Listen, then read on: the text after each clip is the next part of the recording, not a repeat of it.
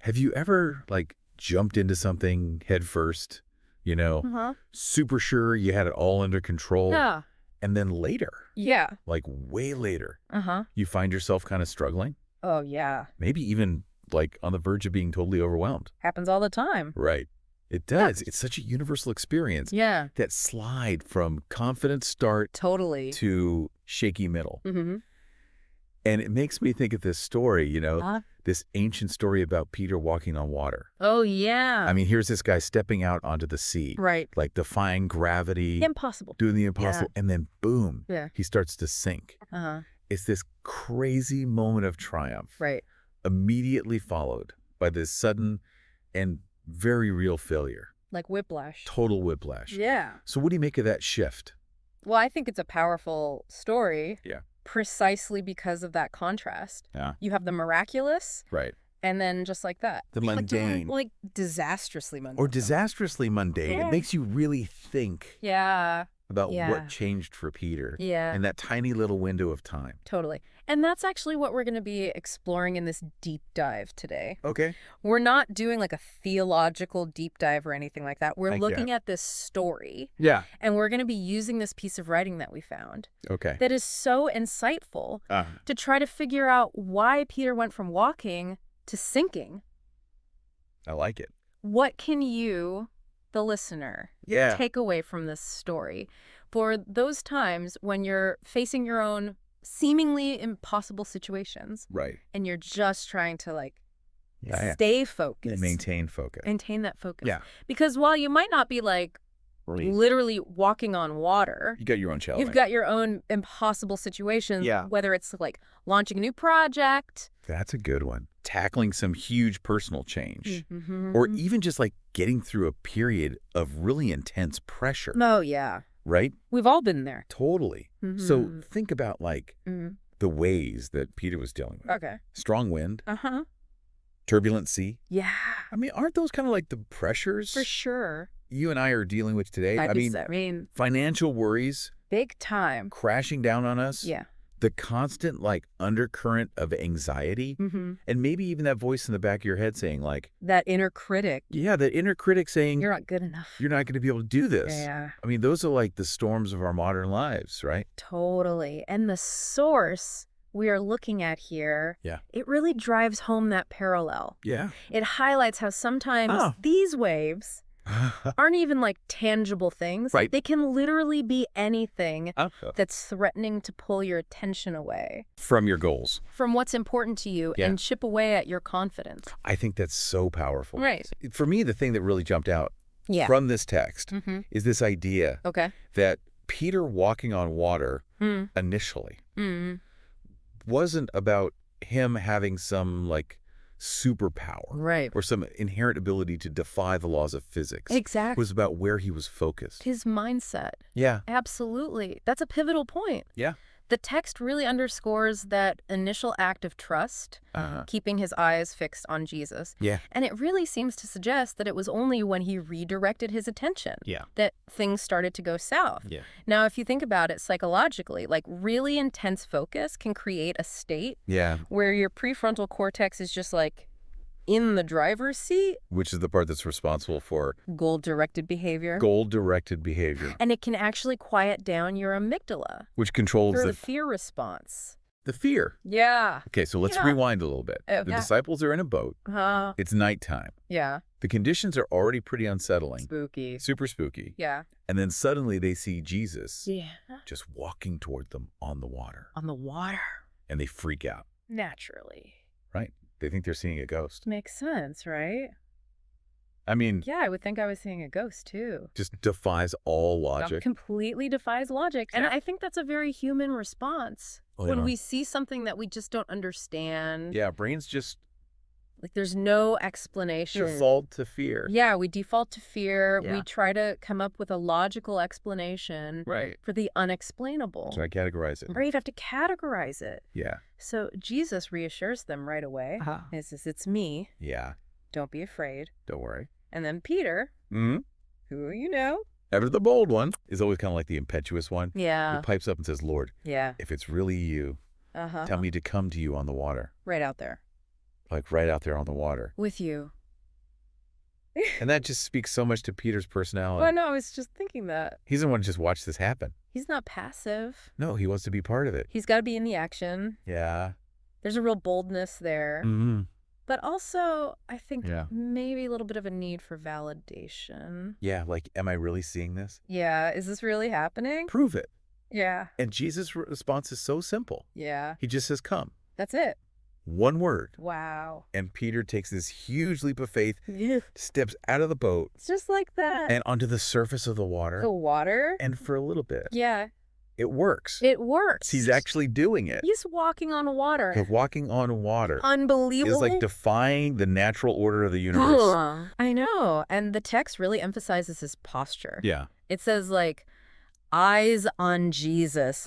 Total trust. Total trust. Unshakable focus. Unshakable focus. For that brief moment. Yeah. Peter is totally fixated on his goal. On Jesus. On Jesus. On the person that he believes is making this miracle happen. Yeah. But then the wind picks up. Here we go. The waves get choppy. Yeah. Things change. The circumstances shift. The circumstances shift dramatically. Yeah. And instead of keeping his eyes on Jesus, he glances around at the storm. He loses focus. He loses focus.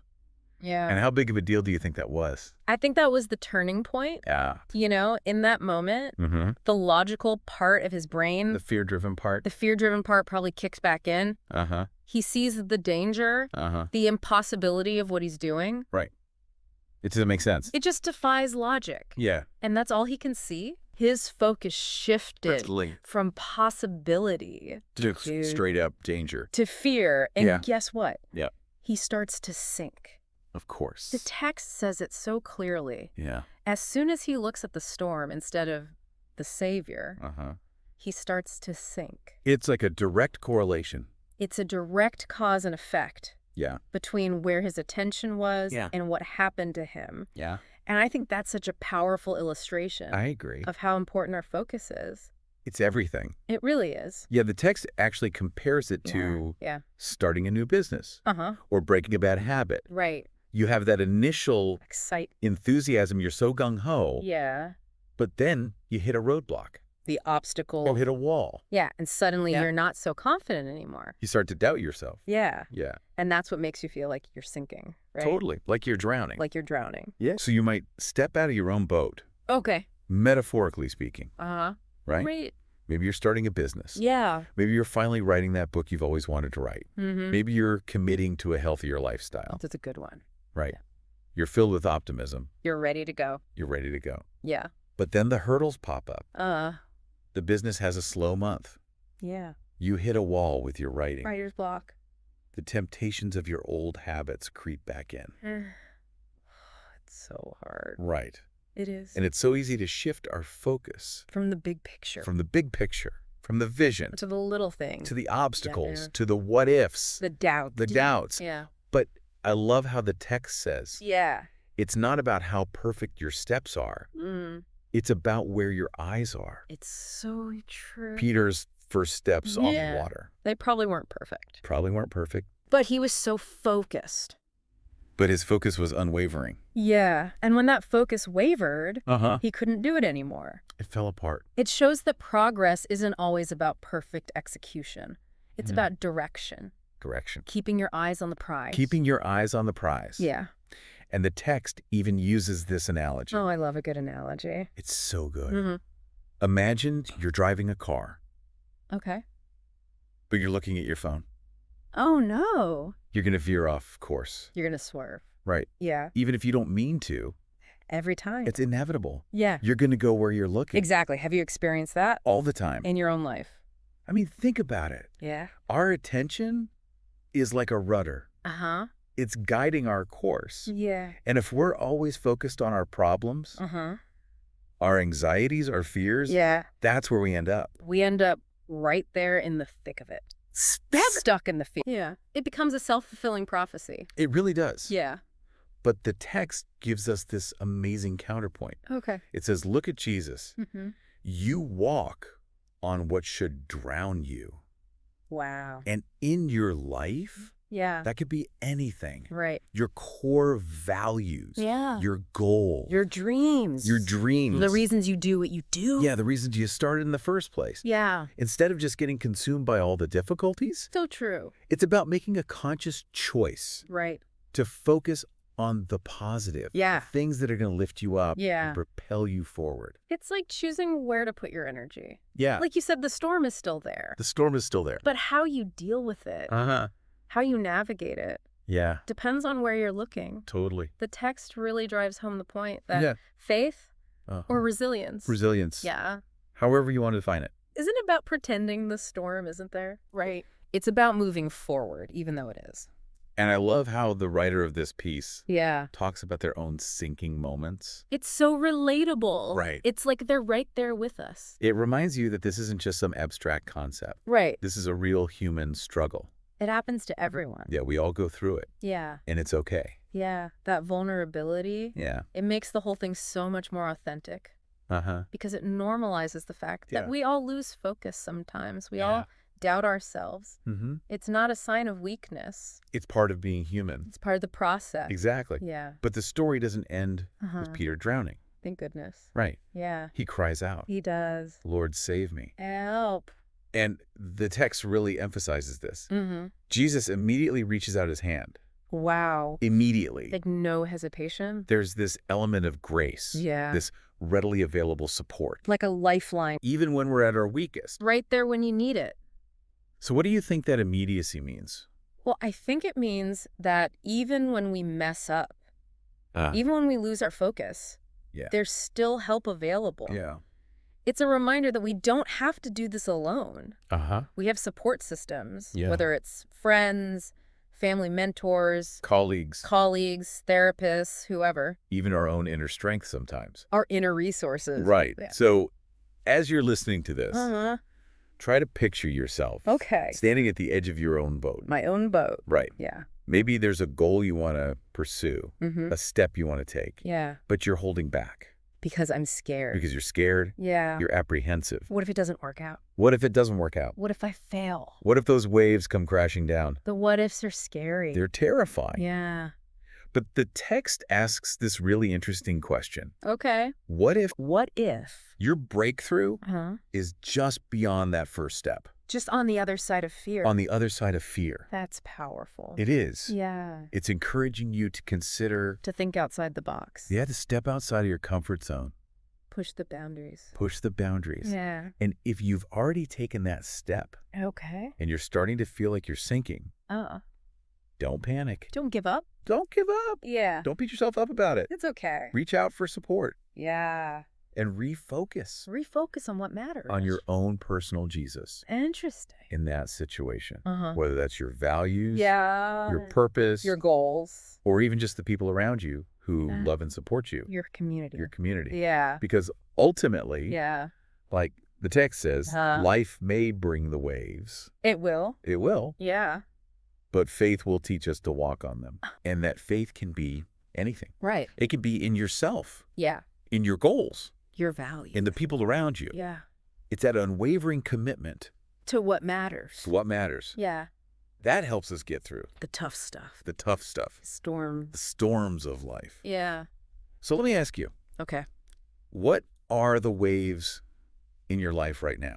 What's trying to distract you? What's pulling my attention away from what's important? From what's important. Yeah. And where's your focus? Where am I looking? Yeah. Where are you looking right now? Is it on the difficulties? The problems? The fears? Yeah. Or is it on your goals? My hopes and dreams. Your values. My values. The things that you're working toward. The things that matter. The things that really matter. Yeah. And maybe even more importantly, what would happen? What could happen? If you deliberately shifted your focus. If I chose to focus on the positive. Yeah, if you put your energy towards your aspirations. Instead of the negative. Instead of the negative. Yeah. What kind of walking on water could you achieve? I like that. Right. Those are some big questions. They are big questions. Yeah. But they're worth asking. They are. And we all have moments of doubt. We do. We all feel overwhelmed sometimes. It's part of life. It's okay. Yeah. But the key is to recognize it. Notice it. Notice it. Yeah. And make a conscious effort. To shift gears. To shift that focus. Yeah. So keep moving forward. Don't give up.